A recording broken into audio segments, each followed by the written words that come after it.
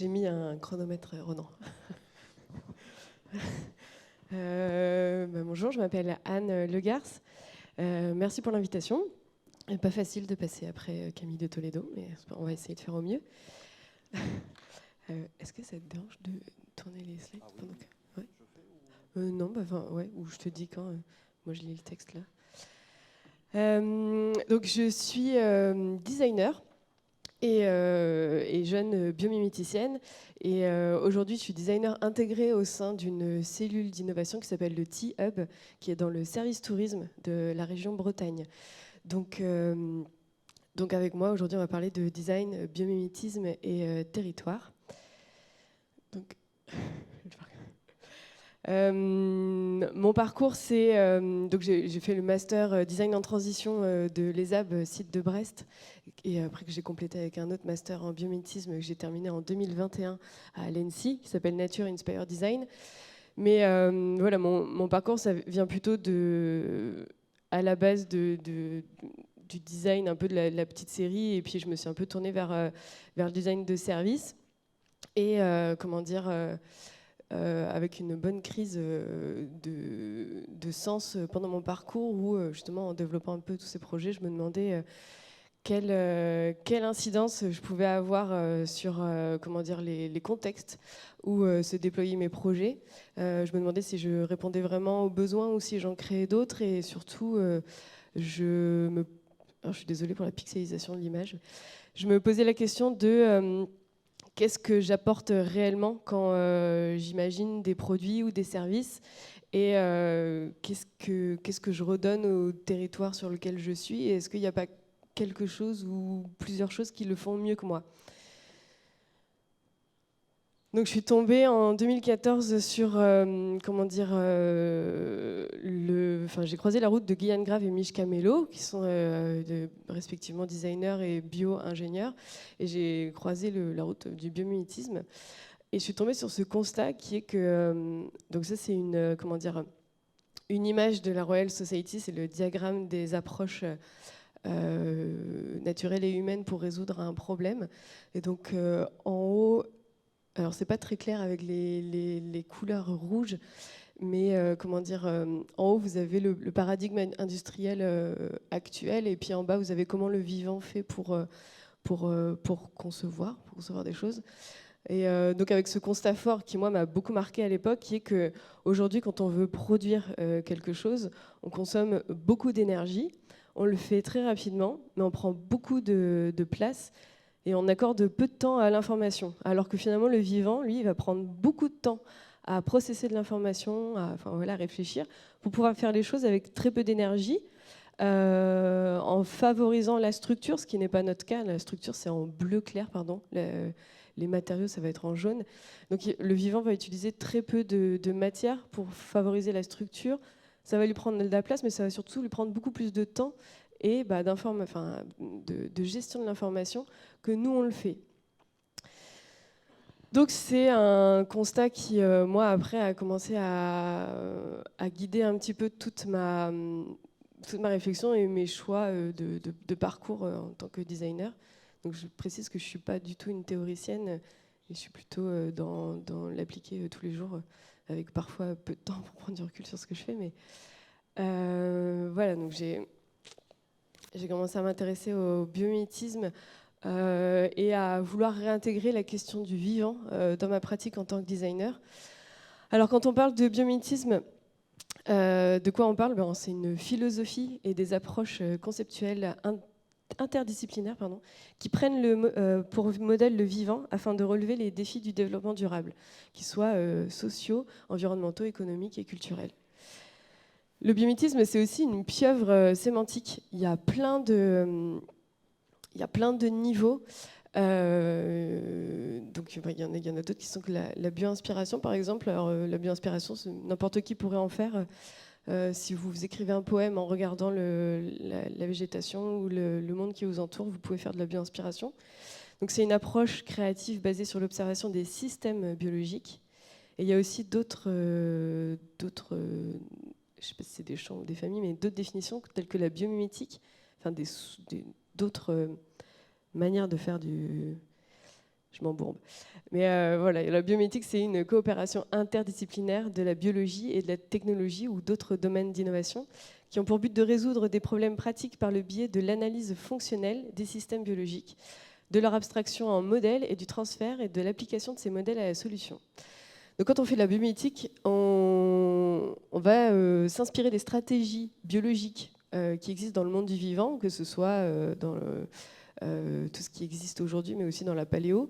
Mais potentiellement, la réponse qu'on apporte, elle n'est pas forcément soutenable ou désirable, ou elle ne va pas répondre vraiment à l'intention de départ quand on commence à regarder un peu ce qui se passe dans la nature pour concevoir.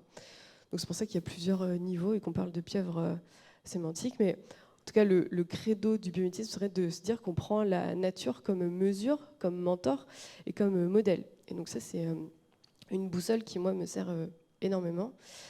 Pour étayer ces définitions, il y a énormément de travaux aujourd'hui, mais je voulais souligner le travail de Pierre-Emmanuel Fayemi, de Elliot Greff, Anil Notar ou de Eduardo Blanco, qui ont produit des thèses sur ces sujets-là, sur le lien entre le design et justement les biologistes, sur le biomimétisme appliqué au projet urbain et tout ça. J'ai oublié de préciser que biomimétisme, ça vient de la contraction entre bio, le vivant, et mimétisme, le fait d'imiter. Et donc voilà. Et donc chaque projet, moi, le constat que je me fais aujourd'hui, c'est que chaque projet qui démarre en s'appuyant sur le biomimétisme n'aboutit pas tout le temps à une réponse parfaite, ou c'est pas tout le temps du biomimétisme, mais c'est pas tant le problème, parce que la question, c'est plus la question de l'adaptation. Et comment est-ce que nous, en tant que designers, on va imaginer des produits ou des services, ou en tout cas faire des projets qui font que la somme des activités humaines, elle n'est pas négative, elle est plutôt positive, voire régénérative sur le territoire où ça va en tout cas le domaine où ça va s'appliquer. Et donc voilà, et qu'à chaque contexte sa réponse. Donc en fait, c'est une approche créative, c'est un processus itératif, c'est une méthodologie créative. C'est pas la seule. Parmi toutes les méthodes et les processus et les outils qu'on pourrait appliquer pour essayer de concevoir durablement, mais bon, en tout cas, moi, c'est celle avec laquelle je suis à l'aise et que j'applique. Donc voilà, en gros, le biomimétisme, c'est partir du constat qu'aujourd'hui, on a une base de données qui s'appelle le vivant et qui est le fruit de milliers d'années de processus d'adaptation et d'itération à des changements de contexte. Et qu'en gros, en tant que designer demain, moi, il faudrait que je m'appuie sur ce que fait le vivant et que j'observe un petit peu quelles sont les stratégies que le vivant a adoptées pour s'adapter et toujours réussir à se maintenir de façon régénérative sur un territoire. Merci. Pour vous expliquer un petit peu plus en détail ça, je vais vous présenter deux projets. Un projet qui a été mené quand j'étais en master, donc jusqu'en 2021 au sein du Master Nature Inspired Design, et un autre qui est en cours aujourd'hui qui occupe toutes mes journées, toutes mes semaines au sein de la région Bretagne. Donc le premier, c'est un projet de design pour la planification urbaine qui s'appelle ILO, pour Highlight of Living Organism. Tu peux passer juste après. Merci. Ce projet, c'est un projet qui a été mené en partenariat avec la ville de Caen. Ses agents techniques, ses chefs de service, les élus, la société d'aménageurs aussi, ainsi que des habitants et des acteurs de la biodiversité, des conservateurs, des associations de sensibilisation et de conservation de la biodiversité. Donc voilà, un projet étudiant. On peut rester sur... Non, juste... Attends, pardon. Hop. La ville de Caen est venue nous voir avec le constat que...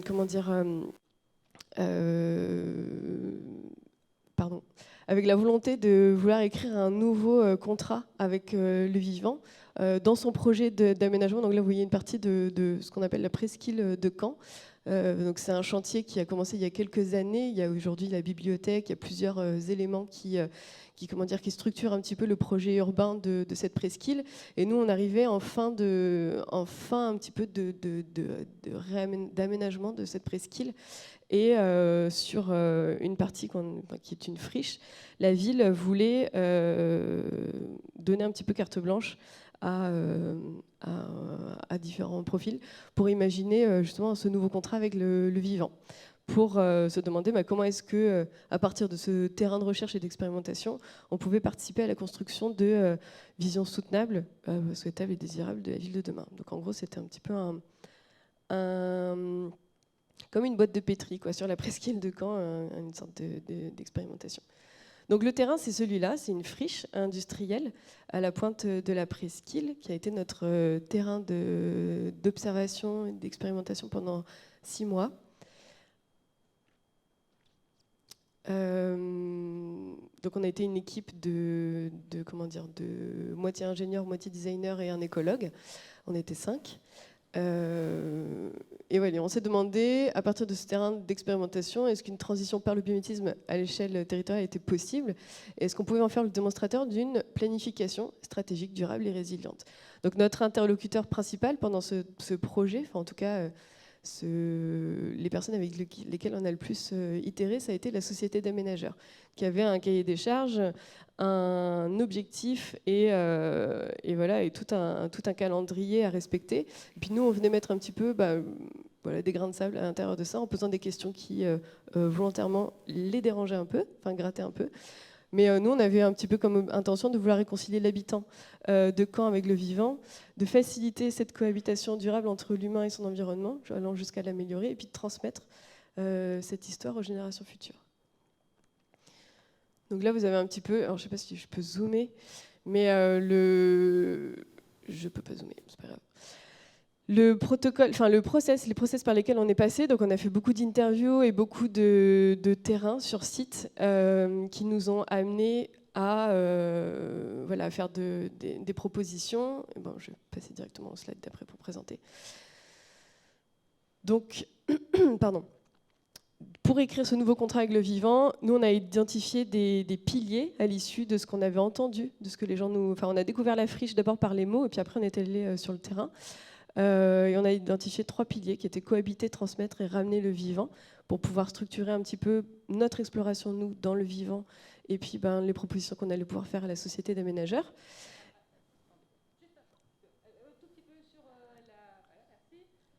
Pardon. Désolée. Ouais, en plus, je sais que je parle vite, et là, je vous assure que je suis au ralenti.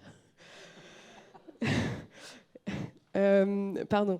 Donc 3 piliers qui nous ont permis nous de structurer notre raisonnement. Parce que commencer à travailler avec le vivant, ça veut dire éclater tout ce qu'on a appris en cours, toutes ces logiques de perception de ce qui nous entoure, et ça demande en fait beaucoup d'humilité, moi je trouve, mais de mettre de côté tout ce qu'on connaît, tout ce qu'on sait, toutes nos certitudes, pour être capable d'apporter la meilleure réponse possible par rapport à l'intention qu'on a, qui est quand même de vivre bien tous ensemble et de faire que ça dure longtemps encore. En d'autres termes, que l'espèce humaine réussisse à s'adapter sur sa planète. Mais voilà, donc sous le pilier de cohabiter, on s'est intéressé à comment est-ce qu'on pouvait cohabiter entre humains, déjà, c'est pas mal. Ensuite, entre humains et non humains. Et ensuite, entre humains avec un milieu. Voilà, on n'a pas regardé que le vivant. On s'est posé la question de comment est-ce qu'on pouvait faire pour ramener le vivant, refonctionnaliser cette friche industrielle, dépolluer et puis régénérer cet espace ou faire en sorte que notre proposition elle puisse inspirer aussi d'autres projets de régénération. Et la question de la transmission, donc partager l'histoire, valoriser les savoirs et puis en capacité les citoyens. À travers une fois qu'on a posé ces grands piliers, le grand chapeau, on va faire les choses comme ça, concrètement, comment on y va? Et nous, ce qu'on a identifié quand on était sur le terrain, c'était la question de la friche. Donc, comment est-ce qu'on faisait pour la faire passer en complexité écologique? La question des eaux. comment est-ce qu'on allait pouvoir gérer les différentes natures d'eau présentes. Donc l'eau de pluie, c'est une presqu'île, il y a le fleuve juste à côté, il y a des nappes d'eau souterraines. Enfin voilà, il y avait différentes natures d'eau qu'il fallait un petit peu... qui nous ont marqué. C'était un peu l'ADN de la friche quand on y est arrivé. Et puis la notion d'accueil, comment est-ce qu'on en faisait de cette friche un refuge et un lieu de passage, sans pour autant passer sur quelque chose de très, on va dire, instagrammable. Donc pour ça, on s'est créé un outil qui nous permettait de pousser un petit peu des curseurs comme ça pour imaginer des scénarios. Donc alors, on s'est posé la question de où est-ce qu'on met le curseur sur la question de la présence humaine? Où est-ce qu'on met le curseur sur la question de la mixité entre humains et non humains? Système ouvert, modification de l'état initial de la friche. Est-ce que la réponse, c'est vraiment de tout transformer, ou est-ce que finalement on fait rien et puis on guide des choses et on laisse le vivant faire ce qu'il sait faire de mieux, puisque le constat c'est qu'on n'a pas fait les choses forcément mieux que lui jusqu'à présent. La maintenance de la friche, qu'est-ce qui se passe une fois qu'on initie un projet? Voilà, parce qu'en fait on parle d'un foncier public, on parle d'une ville qui gère cet espace-là, on parle de plusieurs acteurs qui viennent un petit peu mettre des briques de projet pour faire en sorte qu'on ait un projet urbain qui tienne la route. Mais qu'est-ce qui se passe après, une fois qu'on a bien travaillé dans les bureaux? La question de la pédagogie, la question du refuge pour l'humain, le refuge pour les non-humains, la présence de l'eau, et puis la complexité de l'écologie de la friche. Donc ça, c'est un petit peu comme un tableau de bord, et nous, on s'amusait à dire si je pousse la pédagogie au max, qu'est-ce qui se passe et quelles sont les conséquences sur les autres paramètres. Et à partir de là, on s'est mis à imaginer des scénarios. Alors, ce qui était hyper intéressant quand on est allé sur le site, c'est que on s'est retrouvé face à nos biais, alors qu'on pensait on sait qu'on en a tous, mais on pensait qu'on était quand même un peu plus malin, plus exemplaire. Et donc on a commencé à regarder la friche avec nos vieilles habitudes de designers, de concepteurs, d'aménageurs et tout. Or, ce qui était hyper intéressant et qu'on a pu relever parce qu'on avait fait des interviews aussi et qu'on avait découvert la friche par l'oral avant le visuel, c'était que on avait la possibilité de lire sur cet espace son histoire, l'histoire de l'occupation humaine et ses strates, en fait, ses franges, en fonction de... on nous a raconté ce qui s'était passé au fil des années. Et puis, quand on arrive sur le terrain, en fait, à travers le bitume, à travers les plantes et les espèces qui sont présentes sur place, on le voit aussi. Donc nous, on a pu faire cette lecture-là et on s'est rendu compte que finalement, la première chose qu'il fallait qu'on apprenne de tout ça, c'était qu'il fallait qu'on regarde cet espace-là comme un objet en soi et qu'on arrête de le regarder comme des personnes qui allaient l'aménager comme si c'était une maquette et qu'il allait rien se passer ensuite dessus. Donc on a commencé à regarder cette friche par les yeux du vivant pour pouvoir concevoir pour le vivant.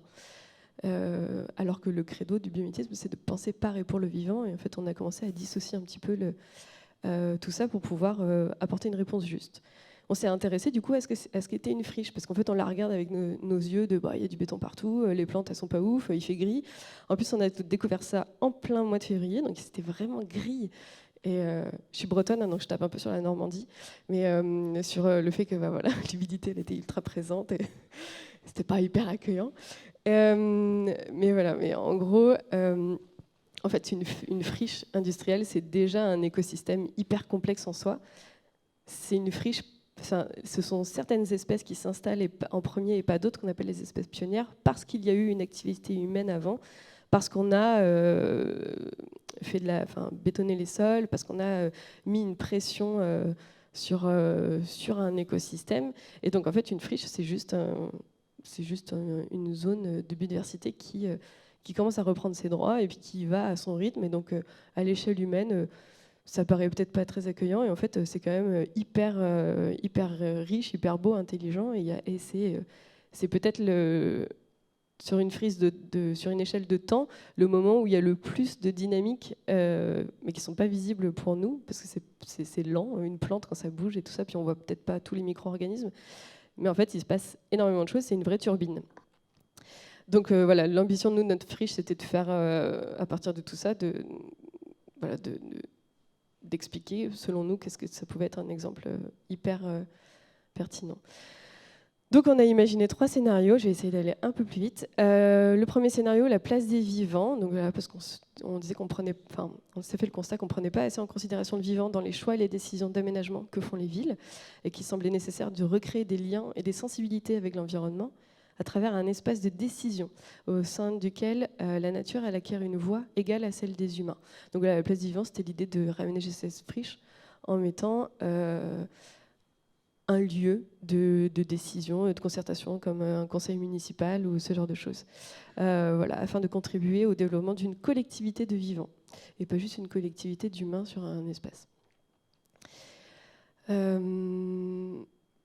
Donc, parce qu'on parle de biomimétisme, à un moment donné, on s'est demandé, du coup, pour apporter ces réponses-là, une fois qu'on avait l'image de comment fait le vivant pour justement voter, décider collectivement, communiquer, s'y aller, s'organiser. Et j'expliquerai après qu'est-ce qui a été imaginé. Mais voilà. Le deuxième scénario, c'était le fait de voir le vivant. Parce que souvent, quand on veut comprendre pourquoi et comment intervenir, ou plutôt ne pas intervenir, il faut pouvoir expliquer aux personnes en quoi c'est pertinent. Parce que voilà, l'espace, il est perçu comme un espace où il faut une intervention souvent radicale et on ne sait pas si c'est vraiment ça qu'il faut apporter comme réponse. Et il faut surtout en faire un espace de démonstration par une expérience vécue. Donc l'idée de ce scénario, c'est un peu que voilà, une personne puisse déambuler et plusieurs dispositifs qui lui permettent de voir ce il ou elle ne peut pas voir en temps normal ou percevoir. Alors voilà, comment on fait le vivant pour guider, observer, comprendre, matérialiser les éléments et tout ça. Et le dernier scénario, c'était le laboratoire atelier, où l'idée, c'est de se dire, une fois qu'on a imaginé ces scénarios, qu'on sait à peu près l'intention qu'on veut mettre dans cet espace, qu'est-ce qui va se passer dans l'ingénierie de mise en place? Et nous, l'idée, c'était de se dire qu'on allait faire chemin faisant et que la réhabilitation de la friche, elle prendrait autant de temps que le vivant le voudrait.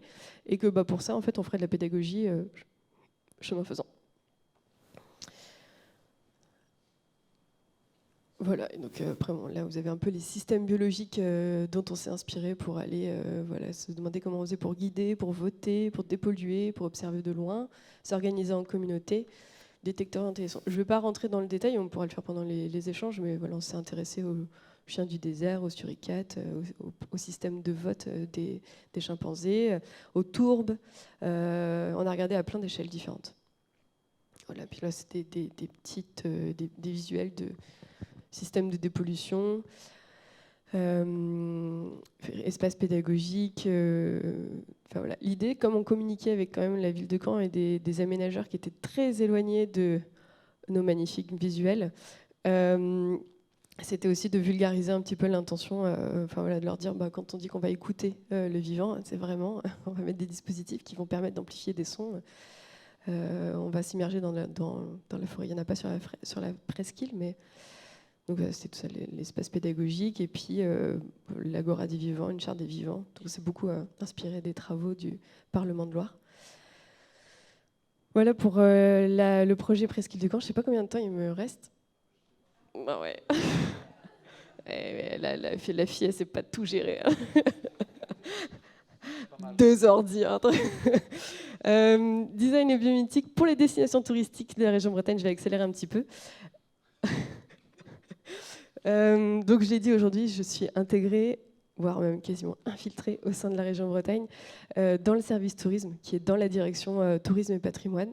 Voilà, donc on a un schéma directeur donc qui est en gros l'application des politiques publiques qui s'appelle Identité et Transition. Donc là par contre je vais aller chercher mon texte. L'idée c'est que le développement touristique sur la région Bretagne, il ne peut pas se penser au prisme de maille administrative, mais il doit, pour sa performance, être centré sur l'usager, ses modèles de consommation et les bassins de fréquentation. Ça, c'est l'intention du schéma régional. Comment dire ? La raison pour laquelle, moi, en tant que designer, je m'intéresse au tourisme, c'est parce que c'est un champ, c'est un champ transversal. C'est-à-dire que toucher au tourisme, ça veut dire toucher à la mobilité, ça veut dire toucher à l'alimentation, toucher au système d'information, à l'hébergement. Et si on enlève le tourisme d'un territoire, c'est tellement écosystémique qu'il y a énormément de choses qui tombent si on enlève cette brique-là.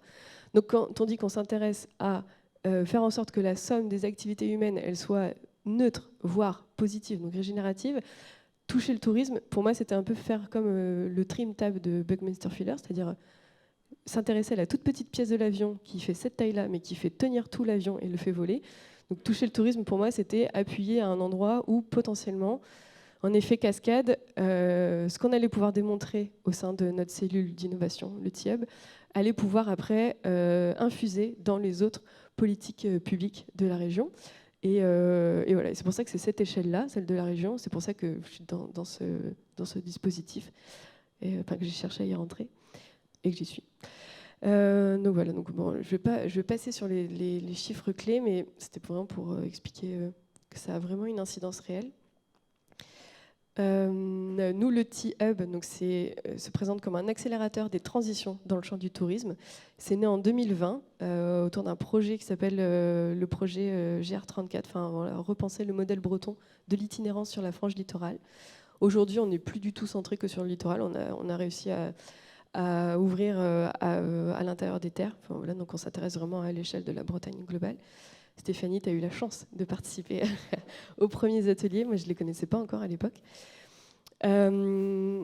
L'objectif de cette cellule d'innovation, c'est vraiment d'opérer une redirection méthodologique du métier de développeur touristique sur un territoire pour décliner opérationnellement donc les engagements du schéma directeur, identité et transition, mais aussi tout simplement pour se dire que si je veux qu'une politique publique elle ait une réelle incidence, il faut aussi travailler à l'échelle zéro sur le terrain, donc avec les développeurs touristiques, les offices de tourisme, les agences départementales de tourisme, et puis du coup après on monte les strates comme ça, donc ça fait office de tourisme, agence départementale, puis destination touristique à l'échelle régionale, et puis nous, le service tourisme, qui faisons l'aller-retour constant entre ces différents niveaux.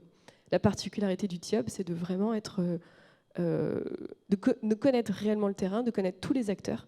Je sais qui bosse dans quels offices de tourisme à l'échelle de la région et tout ça. Et donc c'est de passer des transitions à une transformation et de contribuer à construire des futurs souhaitables en générant de la valeur sociale, économique et environnementale autour d'une nouvelle approche du développement touristique. C'est pas juste, nous on est persuadés que les transitions elles se passent d'abord culturellement. Donc voilà, donc nos piliers c'est l'ADN du territoire comme vecteur de singularité, parce qu'on est en Bretagne et qu'il y a tu peux pas faire de descendants en Bretagne, ça ne fonctionne pas. C'est pas la logique. Vous connaissez un Plogoff, les bonnets rouges, tout ça. La force du collectif, la force du TIOB, c'est d'avoir constitué un collectif. Donc vous voyez tous les acteurs, et ils sont pas tous là. Autour, donc c'est la multiplication des points de vue, des regards et des expertises et des moyens au profit des projets. J'ai oublié de préciser qu'on était 3 dans cette cellule. Il y a Stéphane Sévoz, donc mon responsable, qui vient du domaine touristique, qui a eu 1000 vies, mais qui vient plutôt du tourisme. Maxime Lecor, qui est designer comme moi. Et Maxime, il vient du Master Care Design à Nantes Atlantique. Et voilà, et moi, je viens plutôt du champ de design en transition, biomime et tout ça. Donc on a 3 visions complémentaires.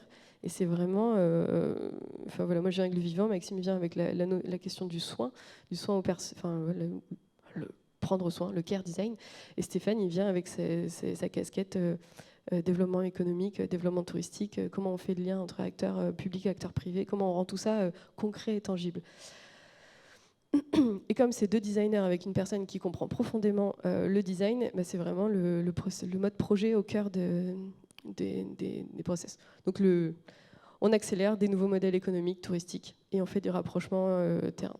Voilà. Et l'inclusion au cœur de la démarche. Voilà. Bref, tout ça pour dire qu'il y a 74 opportunités de projets qui ont été imaginées en 2020, qui servent un petit peu de boussole pour les développeurs touristiques, puisqu'une transition de métier, ça se fait pas ça se fait assez en douceur. Enfin, nous, en tout cas, on l'opère plus ou moins en douceur. Donc, c'est une première base pour eux, pour qu'après, nous, on leur mette un énorme coup d'accélérateur à travers les projets. Voilà, donc le projet dont je voulais parler, et je vais terminer d'accélérer, mais c'était la rédaction des contrats de destination. Donc, la région Bretagne, c'est 4 départements, mais c'est 10 destinations touristiques. Ça a été découpé en fonction des bassins de fréquentation du tourisme de la région.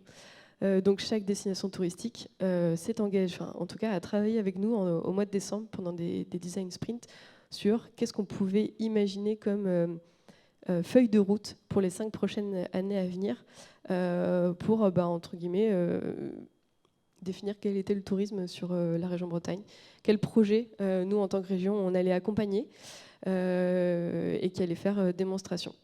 Donc ils ont travaillé pendant 4 jours avec un outil qui s'appelle Bernard, mais que j'expliquerai après. Donc là, c'est quelques exemples de... non, mais juste, j'explique après. Là, je vous donne des échantillons, enfin des exemples des outils qu'on a créés pour que les développeurs touristiques, qui sont très éloignés des questions du design, qui sont très éloignés du mode, enfin pour certains qui sont éloignés du mode projet, qu'on vient extraire pendant 2 jours en leur envoyant plein d'infos de leur métier de tous les jours, qui est la gestion des, la gestion des produits ou des services touristiques.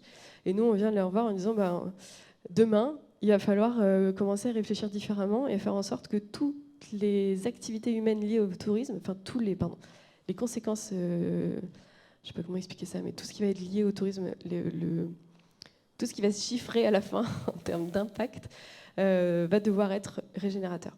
Et donc pour ça, on touche les différents maillons de la chaîne de valeur, la mobilité, l'hébergement, l'activité, l'information, la restauration. On remet les usagers au centre et en fait pour tout ça, comme eux c'est vraiment pas leur manière de travailler, on les guide à travers de la gamification. Et j'aurais jamais pensé dire ça un jour de ma vie en tant que designer formé aux Beaux-Arts, que je ferais de la gamification, mais c'est vachement, ça marche vachement bien. Voilà, donc des exemples de fiches projets et en fait on les accompagne aussi à aller porter les projets un peu innovants qu'ils imaginent avec, en tout cas ce qu'ils imaginent avec nous auprès de leurs élus. Donc en fait, on réfléchit, on essaye de quadriller un petit peu toutes les zones d'ombre de leur réalité terrain après. Donc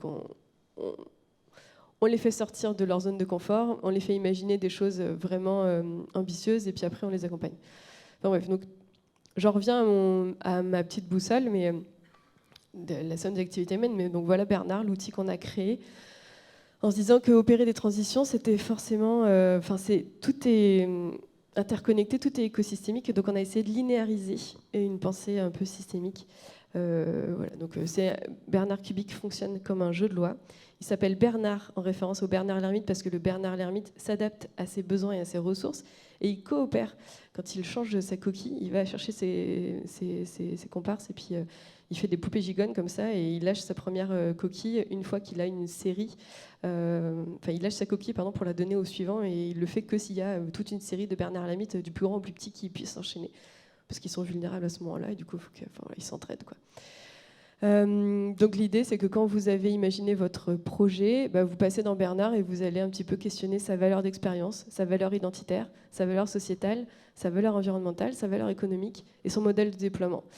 Et donc, ce sur quoi on travaille avec Maxime aujourd'hui, c'est à rendre cet outil-là de linéarisation des impacts, des tenants et des aboutissants d'un projet par le biomimétisme et la notion de soin entre les personnes. Il faut finir.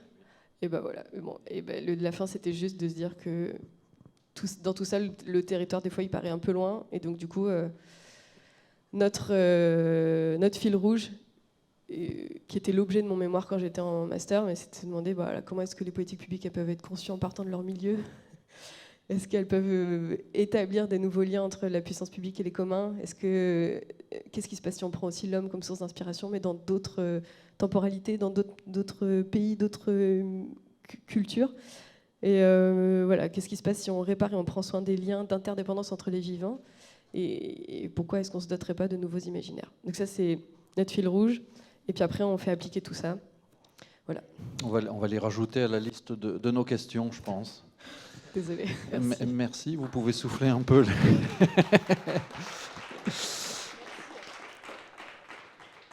Mais merci Anne pour les images, la vue du designer, les caisses à outils un peu que tu nous as un peu dit.